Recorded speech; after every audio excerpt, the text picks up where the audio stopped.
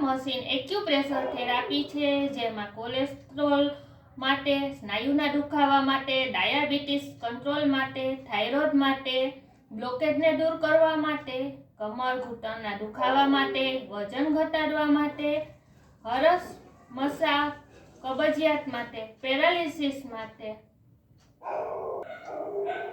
વગેરે બીમારીને દૂર કરે છે। તો આ મશીનની માહિતી મેળવવા માટે અમારો કોન્ટેક્ટ કરો।